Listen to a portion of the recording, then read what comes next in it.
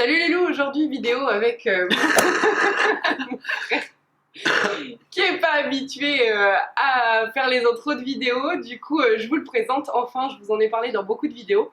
On est parti aujourd'hui, donc son prénom c'est Yann, comme j'ai pu le dire plusieurs fois. On est parti pour une vidéo sur la solitude bien vécue et la présence à soi. On n'a pas lu les questions avant, du coup on ne sait pas ce que ça va donner. Il y a des chances qu'on ne réponde pas à toutes les questions parce qu'il y en aura peut-être pas, il y aura peut-être pas forcément toutes les questions qui seront intéressantes. En tout cas, qui mériteront une réponse vraiment profonde et bien développée. Donc on est parti. Première question, t'écoutes. Hein. Salut. Ouais. La solitude existe-t-elle vraiment ou est-ce simplement une perception subjective exprimant une non-connexion au monde, environnement, situation, être, etc. Est-ce qu'elle existe subjectivement, oui, elle existe. Voilà. Tu veux pas développer? Next. Ok. Et peut-être ainsi, au bout du compte, une non-connexion à soi-même. Hein? La fin de la question, c'est et donc, est-ce que peut-être ainsi, au bout du compte, c'est pas une non-connexion à soi-même, puisque c'est une non-connexion aux autres? Elle fait sens, cette question, quand même. Oui, enfin, de toute façon, tu es toujours connecté à toi. Alors, consciemment, peut-être pas, mais de toute façon, tu es toujours connecté. Alors, le seul problème, c'est de ne pas savoir qu'on est connecté. Et là, ça peut être un problème pour une solitude qui sera mal vécue. Et du coup, tu conseilles quoi pour se sentir plus connecté? Euh, Alors, déjà, il faut savoir quelque chose, c'est que en fait, moi, je conseille pas grand-chose. Hein. Je fais des conneries. Des fois, j'ai des sursauts d'intelligence, mais je sais rien de plus que vous. D'ailleurs, je sais, par contre, que vous savez tous ce qu'il y a à savoir. Seulement, vous passez à côté la plupart du temps, comme moi. Donc, moi, je m'entraîne pour être de plus en plus présent à ce que je sais déjà. Et c'est le seul truc que je vais développer là. Donc la question c'était quoi? C'était est-ce que c'est vraiment, ça existe vraiment ou est-ce que c'est une perception subjective qui fait qu'on n'est pas relié aux autres? Et ça on l'a dit. Donc tu veux relié la aux suite? autres? Eh bien relié aux autres et donc par conséquent, vu qu'on n'est pas relié aux autres, on n'est pas relié à soi-même. De toute façon t'es relié aux autres. Que tu le saches pas, tu l'es. Donc, Oui, mais sa question, je pense que c'est quand on reste reclus dans son coin, euh, qu'on est volontairement seul, peut-être qu'on n'est pas vraiment, parce qu'on ne veut pas se connecter aux autres physiquement, au final, c'est une volonté de ne pas se connecter à soi. Quoi. Enfin, moi, c'est comme ça que je comprends la question. je sais pas. Parce que franchement, quand t'es amoureux de toi-même, euh, ces questions ne se posent pas. Donc pourquoi tu te les poses? Oui, mais là, il te la pose à toi, c'est pas. C'est pas à toi que je parle. Ah, d'accord. C'est à la caméra. Ok. Deuxième question. Pourquoi se sent-on seul, même sachant parfaitement bien qu'on est accompagné d'êtres visibles et invisibles là pour nous? D'où vient le sentiment de solitude, quoi. D'où vient le sentiment de solitude? Que tu oublies de temps en temps que. Bon, je sais pas en fait. Je sais pas. Moi, ça m'arrive. Moi, je peux répondre, hein, sinon. J'ai une réponse. Juste une réponse d'une phrase. Moi, ça m'arrive de temps en temps, mais en fait, j'ai toujours le souvenir que je suis là. Donc, il fallait peut-être définir la présence. La présence. Ouais, ça serait pas mal. Alors, la présence dans. À soi, parce que c'était le titre de la La vidéo. présence à soi. En fait, je sais pas si vous avez entendu Eckhart Tolle ou d'autres plus ou moins sages qui parlent de la présence. On peut parler de l'être aussi. En fait, l'être, la présence, en fait, c'est la conscience de l'être. Et l'être, c'est ce que tu as enlevé, ce qu'il y a en fait sous les pensées et les émotions. En fait, c'est la source de tout. Donc, quand tu es présent à l'être que tu es, euh, il y a beaucoup de problèmes qui sont liés aux émotions et aux pensées qui sont soit plus du tout là, soit beaucoup passe au plus second légers. Donc voilà, ça passe au second plan. Et voilà, en fait, le premier plan, c'est l'arrière-plan, le truc paradoxal comme d'habitude.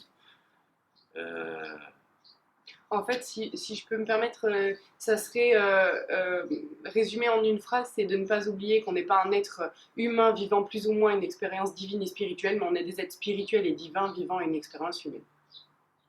Ça résume? on peut le dire comme ça, sauf que moi je dirais directement qu'on est tous Dieu, se prenant pour un humain. Ouais, c'est peut-être plus simple de comprendre comme ça par une phrase. Ouais, Ouais. ok.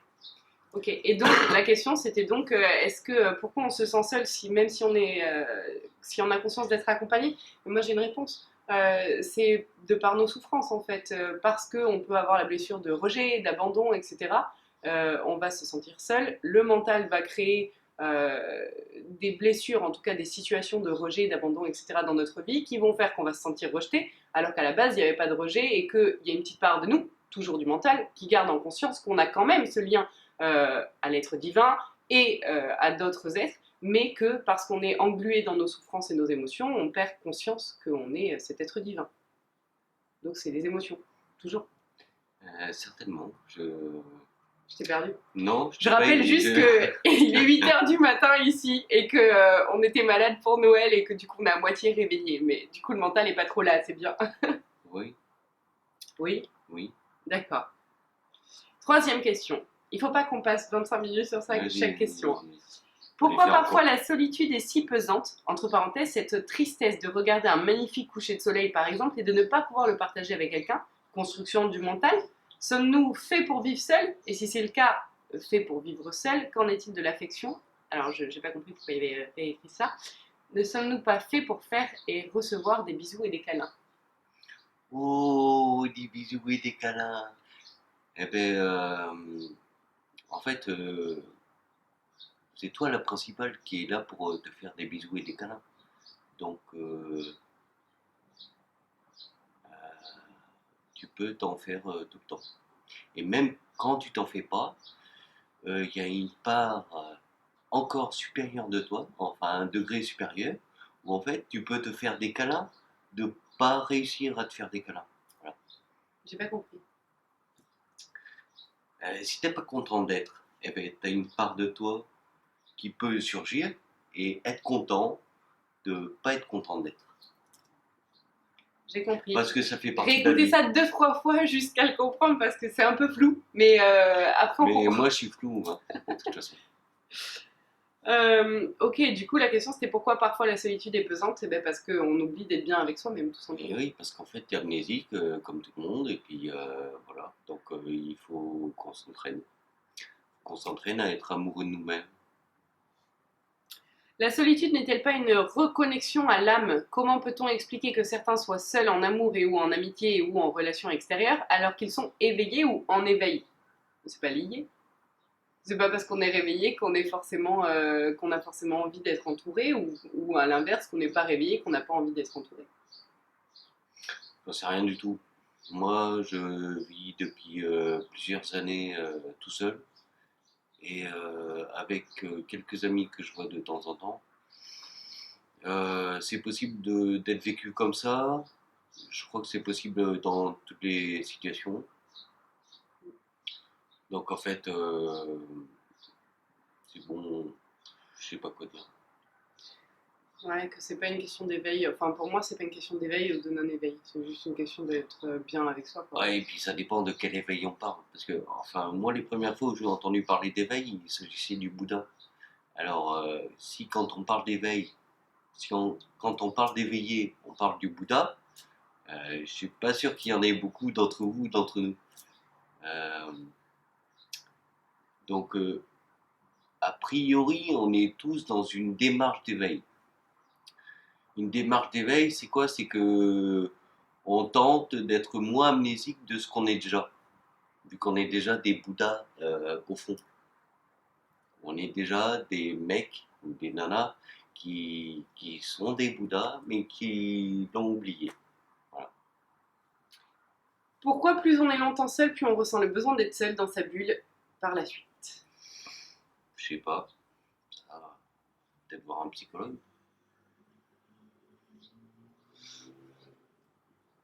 Pour ma part, après je parle que de mon expérience, hein, je dis pas que c'est la vérité, j'ai l'impression que plus je suis seule, plus j'apprécie d'être avec moi-même, et tellement j'apprécie d'être avec moi-même, j'ai pas envie d'aller me faire chier à faire des efforts pour être bien en société. Donc en fait, ben, avec moi, j'ai pas à faire d'efforts, j'ai pas à faire en sorte d'être dans la bienséance, etc. Et du coup, vu que je capte que je suis bien toute seule et que j'ai à faire aucun effort, bah, il y a la balance de t'es bien toute seule, tu fais pas d'efforts, et tu dois faire des efforts, tu dois être gentil, trouver tes mots, etc. avec les autres. Et du coup, c'est vrai que ben, je préfère du coup être seule. Ou en Avec, tout cas avec des personnes avec qui j'ai pas à faire d'efforts. En fait, c'est ça le truc. avec le risque de s'enfermer dans une prison dorée. C'est vrai, Mais c'est vrai. en fait, de toute façon, pour moi, tout se joue au niveau des pensées.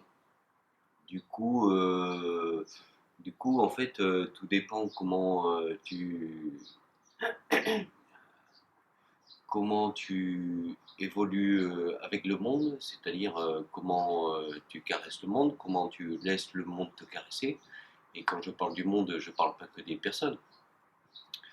Je parle des animaux, des arbres, etc. Mais aussi d'une simple couverture. Quand tu caresses la couverture et que tu commences à apprécier à quel point c'est doux et que ça te fait du bien, alors dans ce cas-là, tu as beaucoup moins besoin d'aller chercher ailleurs ce qu'il te faut. Ça ne veut pas dire qu'il faut le rejeter. Parce que si on le rejette, ben, c'est qu'il y a quand même un petit problème de relation, de communication. Jean-Claude Van Damme sort de ce corps. Il faut savoir qu'il m'a tout piqué, hein. Mais j'ai jamais touché. À la drogue. Je sais pas s'il y a touché, mais on dirait que ouais. Petite parenthèse, c'était les fêtes de Noël là. Et en parlant de la solitude qui devient une prison dorée, c'est vrai, ça a été super difficile pour moi de passer ces fêtes de Noël parce que bah, à force d'être seule, déjà je travaille seule, on est tout le temps tout seul, chose que j'adore, mais du coup ça devient compliqué d'être en groupe et c'est peut-être donc pas forcément une bonne idée d'être trop tout seul souvent parce qu'au final on perd l'habitude euh, du changement de situation et la seule chose qui est permanente c'est le changement et du coup bah, si on perd l'habitude ça devient vachement difficile et du coup c'est plus très agréable alors que ça aurait pu être beaucoup plus agréable si on avait gardé l'habitude. Voilà. On en était à est-ce vraiment prévu sur notre chemin de vie, donc d'être tout seul, ou est-ce un choix de notre part du mental, du libre arbitre? Est-ce que ça fait partie des choix du libre arbitre? Alors, il y a plusieurs trucs. Déjà, il y a plusieurs façons de voir, à mon avis, hein. Tu peux considérer que tu as un chemin, tu peux considérer que tu n'en as pas, tu peux considérer qu'il y en a un à un moment et qu'il y en a un autre à un moment et qu'à un autre moment il n'y en a pas. De toute façon, c'est comment tu es bien avec ça. Et le libre arbitre, c'est pareil. Tu peux considérer qu'il y en a, tu peux considérer qu'il n'y en a pas. Euh, la question, c'est vraiment comment tu te sens avec ça. Est-ce que s'il n'y avait pas de libre arbitre, tu te sentirais plus mal ou mieux? Moi, je n'ai pas tranché sur ce sujet. Et en fait, je m'en tape parce que c'est pas important. Je sais pas si ça a répondu. Ça a répondu. Comment peut-on distinguer la solitude bien vécue et la solitude refuge qui crée un cocon? Distinguer la solitude bien vécue de la solitude qui crée un cocon confortable dans lequel on a du mal à sortir. Mais ça, on a répondu. Ouais. Pourquoi lorsque l'on est seul durant une période de notre vie, on évolue plus vite que lorsque l'on est entouré, amis, famille ou couple, où on se sent submergé et plus assez à soi-même, présent à soi-même, pour avancer. Ce sont des périodes improductives pour l'avancée spirituelle. Alors moi, je suis pas d'accord sur le fait que ce soit improductif, parce que chaque chose qu'on vit est extrêmement productive. Mais par contre, c'est vrai que, alors, il y a un joli proverbe africain qui dit seul on va plus vite, à deux on va plus loin. Je suis assez d'accord. Seul on va plus vite, on va plus comprendre en surface, Alors qu'à plusieurs, à deux ou dans un groupe, on va aller chercher en profondeur ce qui souffre encore à l'intérieur de nous parce que tous les autres vont faire ressortir ce qui souffre à l'intérieur de nous et donc ça va pouvoir aller travailler vraiment plus en profondeur. Donc pour moi, être tout seul, effectivement, c'est une solution de facilité. J'y pense super souvent parce que bien sûr que c'est beaucoup plus facile et plus doux, mais par contre, on avance plus profondément quand on est à plusieurs. Enfin, c'est mon avis. Moi, j'ai l'impression qu'on ne travaille pas la même chose. Oui, c'est ça. Ce que je dis. Donc, voilà. Donc c'est ce que j'ai dit. On continue. On n'est pas fait pour être seul, selon cette phrase bien connue. Est-ce qu'on est fait pour vivre l'expérience de la séparation des autres ou justement de la réunion? On est fait pour tout. Vivre la séparation, la réunion, tout. Voilà. Ok, ça répond. Plus je prends du temps de me reconnecter à moi-même en accueillant avec amour mes parts d'ombre, plus je réalise qu'en fait je ne m'aime pas. Prise de conscience de ma différence, du coup je ressens la solitude qui me pèse de plus en plus, je me sens coincée. Comment sortir de là? Présence et solitude bien vécue me semblent si difficiles. Est-ce un autre passage à traverser ou encore une mauvaise compréhension? Tu suis le chemin, tu vois, de la compréhension et de l'amour. Donc évidemment, plus tu vas chercher des zones où en fait tu t'aimes pas trop, plus tu comprends que tu t'aimes pas trop. Donc évidemment, ça fait mal. Mais plus tu comprends que tu t'aimes pas trop, plus tu t'aimes. Tu vois, c'est paradoxal. Et quand c'est paradoxal, ben, souvent il y a quelque chose de bien juste derrière. Donc ben, c'est une douleur à passer. Et après ça, il y en aura certainement une autre douleur. Et après ça, il y en aura certainement une autre. Et ben, je crois que tu n'auras jamais fini.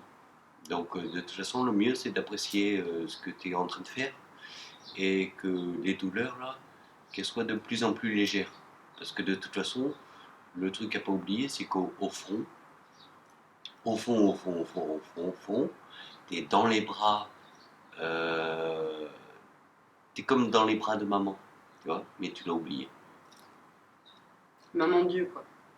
Maman Dieu. Voilà. Comment retrouver une solitude et un soi au quotidien quand on est dans une routine? Famille, enfants, bas âge, etc. On a tendance à penser à tous, être le moteur de la maison, et là, comment se retrouver soi? Ah ben j'imagine que c'est compliqué, je suis pas la meilleure personne pour le, pour le décrire, parce qu'évidemment, moi je suis tout seul. Euh, Je peux en parler un peu. Vas-y. L'important, c'est l'égoïsme. Euh, parce que souvent l'égoïsme, enfin le fait de penser à soi est pris pour de l'égoïsme dans notre monde actuel. Et c'est hyper important de s'accorder des moments pour soi. Par exemple, là, pendant ces vacances-là, parce qu'il y avait du monde à la maison, il y avait ma fille, tout ça, j'arrivais pas à trouver des temps pour moi. Les temps pour moi, c'est des temps que je forçais parce que j'en pouvais plus et que j'avais vraiment besoin d'être seule. Du coup, ils étaient même plus appréciés. Et je pense qu'il faut le faire en amont. Il ne faut pas attendre d'être trop submergé par le trop d'émotions, trop de gens, trop de choses qui viennent à nous. Il faut le faire au fur et à mesure, à prendre des petits temps pour soi hyper régulièrement et donc d'être égoïste, enfin dans la case égoïste de la société actuelle, pour pouvoir justement se reconnecter à soi. Ne serait-ce que, c'est un truc pourri, hein, mais prendre sa douche en conscience. Être pleinement là avec soi quand on prend sa douche, c'est pas être déjà en train de préparer le repas ou de pas être en train de faire les courses, mais d'être juste avec soi, tout seul, tranquille. Ça fait partie des petits plaisirs et des petites choses nécessaires au quotidien pour se reconnecter à soi. Donc oui, les moments d'égoïsme et de solitude du coup sont hyper importants. Donc dire à tout le monde, salut, je me casse, je vais prendre 1 heure pour moi parce que j'en ai besoin.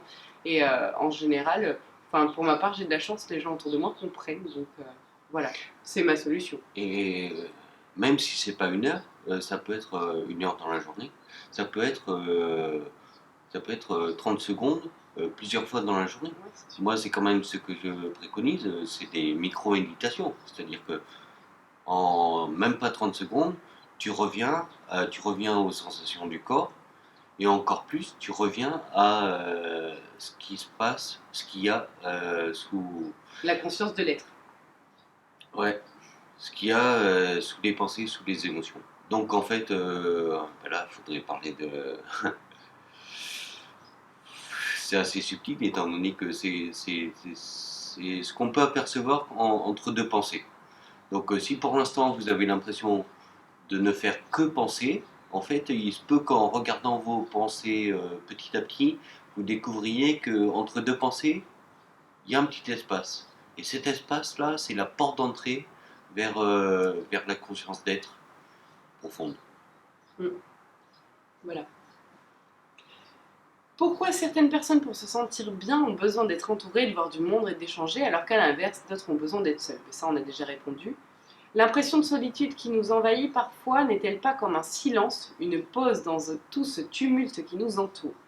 Et si pour certains, ce silence est douloureux, n'est-ce pas tout simplement le moment d'écouter les émotions que cela génère en nous et d'y travailler? Bah si, c'est ce qu'on a dit, qu'effectivement, prendre l'émotion qu'on ressent et l'aimer, aimer cette part d'ombre que ça fait ressurgir en nous, j'ai du mal à parler. Et plus on arrive à aimer nos parts d'ombre, plus on arrive à s'aimer soi, et donc c'est un cercle vertueux. Tu voulais rajouter quelque chose? Non, c'est ça. Ok. L'impression, nanana, ça je l'ai dit. J'ai appris il y a peu de temps que je suis malade de fibromyalgie, et depuis que j'ai tant de douleurs physiques dans mon corps, beaucoup de mal à me sentir bien dedans, donc de me sentir présente à moi-même. Des conseils pour donner de la présence à soi dans un contexte de souffrance permanent et invalidant? Déjà, bravo. D'avoir choisi cette incarnation. Parce que la douleur, moi je sais pas, ça m'empêche de faire. Ça m'empêche ça m'empêche d'être bien avec moi-même. C'est con, on va dire, mais. Non, mais En c'est fait, assez logique. je me dis, si tu arrives à être présente à toi en t'aimant, malgré ces douleurs-là, bravo. Donc j'espère que tu souffriras moins. Et voilà. Après, c'est pas du tout comparable, mais il a beaucoup de migraines, j'en ai aussi, moins. Mais j'arrive maintenant à plus vouloir rejeter la douleur. Avant, je faisais tout pour pouvoir donc prendre des médicaments, chercher des solutions pour ne plus être mal. Et ces derniers temps, alors j'y arrive pas à chaque fois, il y a des fois où je fais des rechutes, mais j'essaye d'apprécier la douleur comme une amie qui me montre ce qui est souffrance dans mon corps et donc dans mon âme. Et ça me permet d'en faire une amie et plus une ennemie, et donc de l'apprécier différemment et de plus faire en sorte de vouloir qu'elle parte très vite en fait. Et parce que je cherche plus à ce qu'elle parte très vite, on parle de migraine et pas de fibromyalgie, on est bien d'accord, mais parce que je veux plus faire en sorte qu'elle parte très vite, au final elle part plus vite que quand je la rejetais. Donc voilà. Et puis elle est moins détestable. Ouais. Voilà, Du je sais pas si coup, ça elle aidera, est un mais... peu plus légère. Ouais. Mais elle fait mal quand même. Ah oui, ça c'est indéniable. Qu'est-ce que la présence à soi? Comment l'améliorer si nécessaire? On a répondu. La présence à soi passe obligatoirement par de la méditation, l'ancrage, la pleine conscience? Micro-méditation, donc en fait, c'est une histoire de conscience. La, la conscience, enfin, c'est une histoire d'attention. L'attention, en fait, on peut la mettre où on veut. Du coup, voilà, c'est ce que je disais tout à l'heure, les micro-méditations. Mais je leur parle souvent de mettre des réveils sur le téléphone, genre 10 fois par jour, Pour revenir, et pour revenir à l'instant présent, au ici et maintenant. Et ça peut être une bonne solution de faire ça. Tu mets tes réveils, tu vois, 10-15 réveils par jour, et pendant une minute au moins, le tout c'est que ce soit régulier en fait. C'est l'entraînement qui fait que ça fonctionne, et de s'entraîner plusieurs fois par jour à pouvoir revenir à l'instant présent. C'est une bonne solution pour pouvoir domestiquer le mental et donc être plus présent à soi. ouais, et s'entraîner, mais en prenant plaisir. Ah oui, Parce que si on n'y prend pas plaisir, ça devient une torture. Hein. c'est vrai. Donc on a besoin de prendre plaisir à découvrir en fait qui on est véritablement au fond. Sous toutes les pensées, sous toutes les traits de personnalité qu'on croit avoir, toutes les émotions qu'on croit avoir, toutes les pensées qui nous traversent. C'est intéressant, c'est vachement valorisant en fait de voir qu'on est carrément autre chose de bien plus grand. Donc certains l'appellent Dieu, En tout cas, il est aussi, à mon avis, ça peut être aussi jouissif que d'autres jouissent en faisant la connaissance de Dieu. Et en tout cas, c'est bon de savoir qu'on est autre chose que nos pensées et nos émotions. Écouter son soi, ça se manifeste comment au quotidien? Ah ben pour moi, le soi que je connais, Dieu, si on veut, ben, il est silencieux. Donc voilà, écoute le silence, entends le silence, et tu sauras que tu es avec lui. Alors que pour moi, il n'est pas silencieux, il est joie. Donc quand j'écoute mon soi, que je reviens à moi, euh, je suis joie. Même si je suis dans une période de merde, d'un coup, je vais être joie. Mais Tu peux être joie et silence. ouais, mais c'était bien de préciser qu'il Ouais, y en a ouais, qui ouais. vont croire que c'est Non. que silence, alors que voilà, Non, chacun. non, mais silence, c'est pour dire que moi, il me parle pas. Ouais, ouais, d'accord, Donc d'accord. tout ce qui me parle, ça peut être sûrement des trucs entre le silence que je suis et ce que je crois être, c'est-à-dire Yann. Donc il y a plein de couches entre.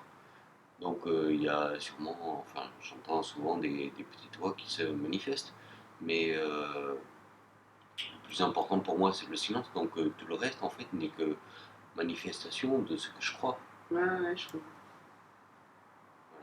Notre soi présente-t-il une part d'ombre et une part de lumière? Ça dépend de quel soi tu parles. Si tu parles du soi silence, ben en fait, dans, en fait, il est en dehors des concepts. Euh, il est en deçà des concepts. Donc en fait, tout ça n'existe pas, ombre et lumière, à ce niveau-là. Après, à un autre niveau, comme je le disais là, pour les petites voix ou les pensées qui se manifestent, ben, il y a des pensées tristes, des pensées un peu de merde, il y a des belles pensées, il y a tout ça. Et tout ça, c'est la vie. Et oui, voilà. Le soi, le mental, l'ego, guide intérieur, quelle différence? Ça fait pas vraiment partie de cette vidéo. J'en ai déjà traité dans d'autres vidéos, donc je vous encourage à aller voir les autres vidéos, dont mental, cœur, la différence entre les deux. Comment expérimenter la communication avec son soi au quotidien avec des termes simples et sans trop de concepts? Je crois que je l'ai dit. Tu t'arrêtes, t'écoutes le silence, t'as 30 secondes pour ça. Voilà. Je crois que c'est assez simple. Quels sont les signes qui nous permettent de savoir qu'on écoute son soi et non son mental? Le silence. Exact. Le silence. Comment être sûr d'écouter son soi et pas un ego? On a déjà répondu. Quels sont selon toi l'impact des réseaux sociaux sur la présence à soi? Peut-on vraiment dire que l'on est présent à soi lorsque l'on est focalisé au réseau le reste de la journée? Décroche-t-on vraiment? Bah oui, c'est possible. Enfin, là, je sais pas si la question elle est pour moi parce que lui, il est pas sur les réseaux, mais je suis hyper réseau en temps normal. Et là, pendant les vacances, par exemple, je me suis connectée que pour lire mes mails perso et même pas mes mails pro, sauf hier soir. Donc oui, j'arrive à totalement décrocher quand j'en ai envie. Mais il faut en avoir envie et souvent les réseaux, c'est une porte. On a eu une discussion où je te disais que pour moi les réseaux, ça avait été mon soutien quand j'en avais eu besoin à un moment donné de ma vie où c'était compliqué. Donc pour certaines personnes, ça va être quelque chose de mauvais, pour d'autres, ça va être un soutien. Ça peut être j'ai eu l'impression dans ma vie que ça avait été nécessaire d'avoir autant de réseaux à un moment donné parce que c'était le soutien de personnes que je ne connaissais pas, dont j'avais besoin. Et maintenant que j'ai moins besoin de ce soutien externe et que je me sens mieux dans ma vie privée, dans mon couple, dans ma vie de famille, etc., j'ai moins besoin de tout ça et donc je suis beaucoup moins connectée au réseau. Donc je pense que c'est une bonne et une mauvaise chose, ça dépend comment on l'utilise. Et bien sûr que c'est possible de décrocher si on en a envie. Mais quand on n'en a pas envie, il faut chercher le pourquoi on n'a pas envie et pourquoi on cherche à s'échapper. De toute manière, il y a une jolie phrase qui dit c'est pas la drogue qui fait le drogué, c'est le besoin d'échapper à la réalité. Bah, c'est exactement la même chose pour les réseaux sociaux. C'est une sorte de drogue et donc à savoir est-ce qu'on cherche à échapper à la réalité ou pas. Voilà. Comment faire la différence entre le fait d'entendre notre part divine et entendre un inconscient collectif? C'est ce que je disais tout à l'heure. Inconscient collectif, les petites voix, les petites pensées qui se baladent. Et comment tu l'appelais? L'inconscient, Le- notre soi, quoi. Et le soi, ben, silence. Silence, calme, joie de temps en temps. Je pense qu'il y a des personnes qui font pas la différence entre quand tu dis petite pensée et le mental, tu vois. En fait, le mental, pour ma part, je vais entendre ma voix, alors que pour l'inconscient collectif ou des pensées qui vont arriver, qui ne viennent pas de moi, qui viennent d'ailleurs, mais pas de mon soi divin, je vais entendre des choses qui sont pas forcément ma voix, qui sont pas. Je sais que ça m'appartient pas, en fait. Voilà, c'est comme ça que je le distingue. Et moi, je fais pas vraiment de différence entre L'inconscient ce que collectif. tu appelles le mental et l'inconscient collectif. Parce en fait, je sais pas qui je suis. Entre le silence et Yann, il y a plein de trucs. Et en fait, moi, quand je dis je maintenant, je sais que en fait, c'est par là, c'est entre tout ça. Donc en fait, il y a de tout. Et des fois, j'entends des pensées qui semblent pas être de moi. Mais après tout, qu'est-ce que j'en sais si elles sont de moi, du collectif, je sais pas. Je Mais crois du que coup, c'est ça des répond à trucs la qui se question. baladent et que en fait, je suis tellement grand qu'en fait, je suis l'océan. Et il y a des courants qui se baladent dans l'océan. Et voilà, et ben, je les entends des fois. Des fois, je les prends pour moi et ça me fait réagir. Euh, Là, de plus en plus conscient que c'est pas tout à fait moi et que je peux aller bien plus profond que ça, eh ben, c'est anecdotique. Je disais juste que ça répond à la question d'après qui dit lorsque l'on est présent à soi, on est en réceptivité, donc beaucoup de choses peuvent arriver sans que l'on sache forcément les filtrer. Donc ça répond. Est-ce qu'un travail pour être plus présent à soi peut mener à des périodes assez désagréables à vivre comme de la déprime, des grosses remises en question et de l'isolement? Bah ouais, complètement. Complètement. Mais heureusement que ça remet en question, parce que sinon, bah, t'avancerais pas dans ta démarche d'amour avec toi. Je pense que sa question c'est plus est-ce que ça peut mener à des périodes désagréables? Il faut pas oublier que c'est pas le changement qui est désagréable, c'est la résistance au changement. Donc plus ton mental va résister au changement et va vouloir s'accrocher à ce qu'il pense être, plus ça va être désagréable. Plus tu vas accepter le flux de la vie qui rentre en toi et qui donc te fait changer et remue ta vie. C'est comme une rivière où tu as plein d'alluvions au fond. Quand la rivière est calme, le mental il est méga accroché à sa petite rivière calme. Il faut qu'elle soit transparente. Il y a une jolie histoire qui dit que c'est un éléphant qui est dans une rivière, il a perdu son œil et puis il remue partout pour le chercher. Et puis il y a une cigogne qui lui dit mais calme-toi, tu vas retrouver ton œil. Il dit non, j'ai perdu mon œil, j'ai perdu mon œil. Elle lui dit mais calme-toi. Il finit par s'arrêter et là la rivière se calme et il finit par retrouver son œil et à pouvoir voir. Voilà, ça répond à la question. Est-ce que être seul pourrait signifier être plus amour inconditionnel pour soi et les autres, dans le sens où quand on est en couple, on va aimer particulièrement et fidèlement quelqu'un, en plus de soi-même, et peut-être même avoir une sorte d'attachement, alors que dans la solitude, sommes-nous peut-être plus à même d'aimer tout le monde sans forme d'attachement et inconditionnellement? Bah, je pense que là, il y a enfin, pas vraiment dans la personne qui pose la question, mais il y a un amalgame entre attachement et amour. Euh, on peut très bien être dans un couple, donc ne pas être seul, et être que dans l'amour inconditionnel et pas l'attachement. On n'a pas besoin d'être seul pour aimer de manière inconditionnelle et sans attachement. Donc c'est le mental qui s'attache, je pense qu'il y a un amalgame entre les deux. Par contre, plus tu t'aimes toi-même, plus ta faculté à aimer l'autre va être, Facile. va être facile et va être puissante. Voilà. Une fois qu'on découvre la présence à soi et qu'on aime la solitude, car ce sont des moments de profonde connexion avec soi-même, comment fait-on pour réapprendre à vivre avec les autres couples et familles? Bon courage. Et ben, on s'entraîne. Voilà. Ouais, c'est difficile, mais c'est ce qu'on a dit tout à l'heure, effectivement. Plus on est bien avec soi, moins on a envie de se faire chier à être en bienséance avec les autres. Il y a un moment où tu te fais plus chier quand même. Et il y a un moment où tu te fais plus chier, mais moi j'en Ça suis pas dépend là. avec qui. Et ça dépend avec qui. Et ça dépend. Mais après tout, de toute façon, il y a toujours quelqu'un qui est là pour te rappeler quels sont les parents toi qui sont pas encore Amour. amour et qui te gênent. Donc Complètement. tu vas être gêné par d'autres personnes. Et puis j'imagine qu'il y a des moments où tu seras de moins en moins gêné par les autres parce que ce qui te faisait chier en temps ordinaire, ben, maintenant ils deviennent anecdotiques. Et accessoirement, c'est la période pile poil dans laquelle je suis. Je me rends compte que le fait de vouloir être seul parce que c'est plus facile et plus agréable et qu'on n'a pas envie de se faire chier avec les autres, c'est aussi quelque part une blessure de rejet.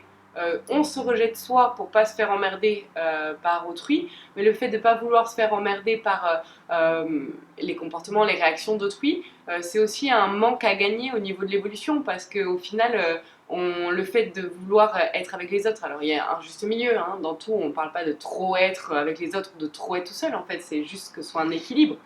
Le fait de pas vouloir être avec les autres ou de plus vouloir, bah, quelque part, c'est aussi ne plus vouloir ces situations où on peut encore évoluer. Donc, dès qu'il y a quelque chose qui nous fait chier de toute manière chez autrui, c'est forcément une part de nous qui est encore dans l'ombre et non amour, et donc c'est une part qu'on peut apprendre à aimer. Mais vous flagellez pas. Ça arrive quelquefois après des situations comme ça m'arrive actuellement, où ces dernières années, j'en ai trop chié sur plein de trucs, et que du coup, je suis en ce moment en mode me faites pas chier, je veux être tranquille toute seule. Et j'ai beaucoup pleuré à me dire que j'allais finir vieille fille aigrie, et merci à mon frère qui m'a dit mais peut-être c'est qu'un passage. Alors, Inch'Allah, que ce soit qu'un passage. Alors flagellez-vous, mais flagellez-vous En douceur. légèrement. Euh, Quelle différence faites-vous entre solitude et isolement? On a répondu. Pourquoi je fuis la solitude avec toujours la télé, la radio ou un besoin d'être toujours avec du monde? Comment apprécier d'être avec soi? On a répondu aussi. Ouais, Non, mais tu veux rajouter un truc? enfin sur la première partie, j'ai un truc à préciser. Je me souviens que notre mère, en fait, elle laissait sans arrêt la télé parce que c'était une présence. Donc, de ce point de vue-là, et ça me paraît vachement cohérent, euh, ben, quand tu sens pas vraiment ta présence, tu comptes sur la présence d'autres choses pour y remédier. Et ça marche comme un trompe-l'œil. Donc ça marche pendant un moment. C'est pour Et se sentir exister en fait. Dans ce sens-là? pour se sentir pas tout seul. Hmm. Alors que en fait, par rapport à solitude et isolement, là, tu peux très bien être seul et pas te sentir tout seul parce que ton seul est tellement rempli, euh, est tellement plein, tu vois, entre tout ça. C'est tellement plein, et si en plus tu arrives à remplir tout ça d'amour, il n'y a pas besoin d'autre chose. Donc tout le reste après rentre en plus, mais t'en as pas besoin. Je sais pas si ça. Si ça répond? Ouais. Je sais pas, c'est la personne qui saura. Oui. Pourquoi a-t-on peur de la solitude alors qu'elle est si bénéfique? Parfois, on a besoin des autres pour que certaines choses aient de la valeur, du point de vue de notre mental en tout cas. Suffit de voir tout ce que l'on poste sur les réseaux sociaux, on définit la valeur d'un post ou d'une photo selon la réaction des autres. Mais là, c'est le manque d'amour à soi-même. C'est pour ça aussi que je me suis éloignée des réseaux ces derniers temps, parce que je me suis rendu compte que moi, la première, je faisais une course au like et je me suis dit, mais qu'est-ce que tu fais? Qu'est-ce que tu fais? Et je me suis rendu compte que beaucoup de personnes dans la spiritualité, etc., faisaient des partenariats et tout pour pouvoir être plus vues. Et je me suis dit, non mais non, on peut pas dire qu'on a envie d'être dans le cœur et s'aimer soi et faire ça. Ça matche pas quoi. Du coup, j'ai décidé d'arrêter. Voilà. Et effectivement, donc la question c'était pourquoi on attache autant de valeur au regard des autres? Peut-être parce qu'on n'a pas encore assez d'amour de soi. Donc des fois on pense qu'on en a assez et finalement on se rend compte par des situations externes qu'on pourrait en avoir encore un peu plus. Mm. Ouais. Ouais, le besoin de reconnaissance, Ouais. il est toujours là. Donc quand il est pas intérieur, il se traduit à l'extérieur. Est-ce que le fait de s'ancrer nous aide à être plus présent à soi et à ses ressentis intérieurs? Bah ouais. Enfin, pour moi, oui, parce que quand on est en train de faire son ancrage, on est normalement dans l'instant présent. Du coup, ça permet de domestiquer le mental, et qui dit domestiquer le mental dit plus de présence à soi. Donc, pour moi, oui. Euh, Moi, je le fais pas de cette façon-là. Ce que j'appelle l'ancrage, c'est se souvenir de qui je suis en réalité. Donc profondément. Donc en fait, je suis Dieu. Voilà, c'est ça mon ancrage. Je voulais vous le présenter. Par contre, je suis Dieu, c'est pas le Dieu des religions, hein. Je suis Dieu impuissant. Donc pour accepter d'être Dieu, il faut accepter d'être impuissant. C'est c'est pas simple, hein. Donc si vous tenez à être Dieu puissant, c'est pas le même que le mien. Est-ce que l'âme, avant de s'incarner, choisit de vivre une certaine solitude sans avoir de rencontres clés sur le chemin? Ça, on a déjà répondu tout à l'heure, à savoir si c'était un choix de l'âme ou un choix du libre arbitre. Peut-on se sentir au fond alors que l'on est entouré? Alors il manque un mot. Peut-on se sentir seul au fond alors qu'on est entouré? Est-ce que c'est parce que l'on est dans notre chemin à un moment où que l'on s'est programmé une rencontre qui n'est pas encore arrivée? J'ai pas compris la question. Quels conseils pratiques pourriez-vous nous partager pour développer une meilleure présence à soi en dehors de la pleine conscience? En dehors de la pleine conscience. Ouais. Est-ce que je l'ai fait chier avec ça en leur disant qu'il n'y a que ça il y a que ça de vrai? Euh, ouais, c'est vrai. Moi non Il plus. n'y a J'ai rien en pas, dehors. j'ai pas d'autre. Mais ça dépend ce que tu appelles la pleine conscience aussi. Être présent à soi. Être Le dans retour, le ici le et retour à maintenant. soi. Le retour à soi, il se fait, il peut se faire hyper rapidement, hein. En 2 secondes, tu peux revenir à toi. Tu peux être sujet à une émotion. Non, mais en fait, sa question, c'est comment revenir à soi sans être dans la pleine conscience? Est-ce que tu as un petit tricks comme Comment ça? revenir à soi sans être dans la pleine Non, mais conscience? Eh bien, sans revenir à soi. pratiquer. Oui, moi je comprends, mais est-ce que t'as pas une technique, ou en tout cas un conseil, autre que se poser dans le ici et maintenant, donc être dans la pleine conscience? Est-ce que tu as un autre conseil que ça pour être présent à soi? Non. C'est ça la question. Moi non plus, j'ai pas d'autres clés. Si, dans le film Le guerrier pacifique, il y a Socrate qui lui montre un moyen vachement direct. Ah, le squat là? Non, Non, pas celui-là. De quoi? non, c'est sur le pont. Je sais pas si vous Ah avez ouais? vu ce film, mais il prend son élève qui lui pose à peu près la même question et Il le il le pousse. prend comme ça, et il le balance par-dessus bord. Et en fait, il atterrit dans la rivière, et à ce moment-là, ben, il a vécu ce que c'était la vie. Donc le plus important. Il a pas eu, là, il était en pleine conscience. Il n'a pas eu besoin d'y revenir consciemment. Ça, c'est fait. Et si nous, on le fait tranquillement, c'est pour éviter d'aller se jeter quelque part et de se mouiller.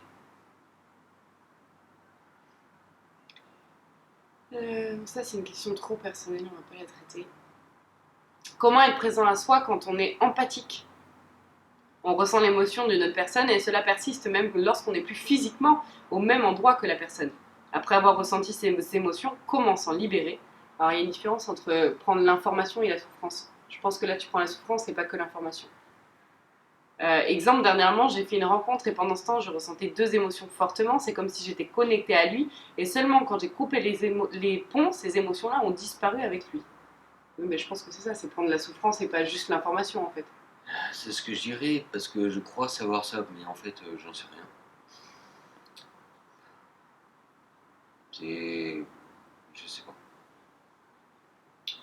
Je crois que j'ai une vidéo qui sert à prendre l'information et pas la souffrance. C'est une question de se programmer quand on est avec une personne où on sent que ça nous rend pas bien. Il faut se programmer, donc se parler à soi pour dire non, non, sa souffrance ne m'appartient pas. je peux être compassion avec cette personne, mais sans pour autant prendre son fardeau. C'est pas notre tâche, quoi. On n'est pas des sauveurs. Après, Donc, je me demande si l'information résonne avec toi, c'est qu'il y a une part à à traiter. l'intérieur qui, Ouais. qui fait écho. Mm, mm. Du Ouais, c'est vrai. coup, est-ce que c'est à l'autre, est-ce que c'est à toi? Je pense que c'est aux deux, tu vois. C'est vrai. C'est pas rien si tu l'as ressenti, quoi. Je sais pas trop, en fait. Ouais, parce qu'après, ça peut être de la compassion parce que tu ressens que tu es l'autre, sans pour autant avoir la... Tu vois, c'est ça Ça qui peut est... être tellement de trucs. Ouais, C'est c'est pour ça ça. que C'est moi, difficile d'arriver je à... privilégie vraiment le retour à soi, pour que tout ça soit plus léger et que ça soit pris comme ce que c'est-à-dire une pièce de théâtre qui a l'air vachement réelle. Là, on a déjà répondu, c'est la solitude entraîne la solitude. À mesure que l'on est bien seul, on veut de plus en plus être seul. Alors, que faire pour trouver un équilibre entre solitude et les autres? Du coup, on a un petit peu répondu déjà. Ouais. Faut pareil que tu t'entraînes. Puis quand t'en as marre d'être tout seul, Eh ben, moi là, par exemple, j'en ai un peu marre d'être tout seul. Donc je viens vers vous, via ma soeur, pour parler un peu à quelqu'un d'autre qu'à moi. et moi, je vais je vais lui donner la chaîne parce que maintenant c'est mon tour. J'ai envie d'être toute seule. Donc chacun son tour, quoi. C'est une blague, hein.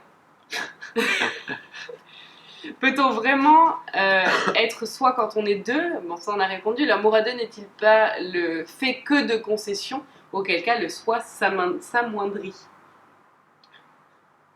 Je sais pas de quel soi tu parles, parce que le soi que je connais, il peut pas s'amoindrir. C'est tout. Donc il est irréductible.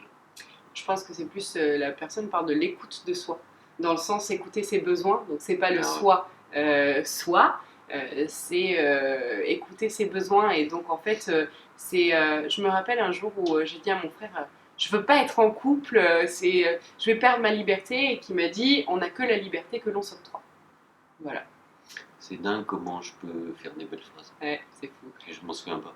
Heureusement que je suis là pour faire tes mémoires, quoi, tu vois. Est-ce que l'âme et le soi, c'est la même chose? C'est la dernière question. Ça dépend de quel soi tu parles. Moi, j'aime bien parler du soi comme, en fait, le soi, c'est l'âme de l'âme. Voilà. Donc en fait, si l'âme, C'est Dieu, quoi. si Yann a une âme, l'âme, est-ce qu'elle a une âme? Disons oui. Eh ben, c'est le soi. Et si tu te poses la question, est-ce que le soi a encore un soi? Bah peut-être que oui. Bah vas-y, continue. Et quand on aura marre de chercher, tu t'arrêteras à ce que tu connais déjà. Et à ce que tu peux goûter. C'est comme la phrase qui dit qu'on est tous des îlots séparés en surface mais reliés par le fond, et ben le soi, c'est le fond de l'océan. Ça te va? C'est l'océan entier. C'est ça le. Et oui, c'est- mais si on part du principe qu'on est les îlots, donc la Terre, on ne peut pas dire que c'est l'océan, c'est la Terre de l'océan, quoi. Bon, t'as compris? On l'a perdu. Bah, plus ou moins, parce que. Oui, tu m'as perdu. Le soi, ça peut être compris de plusieurs façons. Pour moi, c'est le tout. Donc c'est plus simple. Quand je parle de Dieu, je parle de tout. Tout ce qui existe. Donc il n'y a rien qui soit en dehors. Moi, j'en fais partie. Enfin, moi, Yann, le corps en fait partie. Mon esprit en fait partie. Joanna aussi. Tout en fait partie. Et je me souviens plus de la question. La différence entre l'âme et le soi. Ah ouais, ben, j'ai déjà On a répondu. déjà répondu. Voilà, si vous avez d'autres questions, n'hésitez pas à les poser dans les commentaires. Yann pourra sûrement pas y répondre parce qu'il n'a pas accès aux commentaires de la chaîne. Mais j'y répondrai si j'ai le temps. Sinon, s'il y a des personnes qui ont compris la vidéo et qui peuvent y répondre, je vous en prie, ça sera avec grand plaisir. Et Yann a déjà créé sa chaîne qui pour l'instant n'a pas de vidéo, mais vous pouvez d'ores et déjà vous y abonner si vous souhaitez voir ses prochaines vidéos parce qu'il va enfin se lancer. Ouais, il faut que je leur dise. Donc moi, ça commence à me faire chier d'être tout seul et de pas Partagez. de pas partager et en fait de me là jusqu'à maintenant je me complaisais à goûter ce que j'étais moi-même et beaucoup moins à goûter ce que sont les autres. Là je vais commencer à aller dans ce sens, donc en fait j'ai besoin de vous pour que vous me posiez des questions qui vous traversent et, euh, et que je puisse y répondre en vidéo. Et la suite, ça serait que peut-être on puisse se rencontrer Sur Bordeaux, et parce qu'on qu'il vit puisse y sur Bordeaux. échanger. Est-ce que tu veux Dans le monde laisser entier, ton hein. email pour que les gens t'envoient leurs questions ou tu préfères laisser ta chaîne YouTube pour le nom de ta chaîne YouTube? Alors, mon mail, vous pouvez envoyer des questions Ben, je à... le mettrai en barre Ok, d'infos. mais je vais le dire quand même parce que j'aime bien le dire. C'est boudhucon @gmail.com. Donc, Voilà. bout du con, quoi. Boudhucon gmail.com. Voilà. Et ta chaîne YouTube? Yann Charbeau, IAN, CHRBO. Voilà. Et je le mettrai aussi en barre d'infos, comme ça vous aurez tout ce qui est nécessaire. Vous pouvez vous y abonner, même si pour l'instant il n'a pas de vidéo, comme ça vous serez tenu au courant dès qu'il y aura une vidéo de poster dessus. Voilà, à très bientôt, merci pour vos questions et désolé des têtes de post-repas de Noël et de post-maladie parce qu'on a tous été malades, on a tous bien traité des blessures bien profondes familiales, c'est cool, mais du coup on a une sale gueule. Mais c'est pas grave, ça nous a fait plaisir de faire la vidéo et puis on vous souhaite une très bonne journée. À très bientôt. Bisous.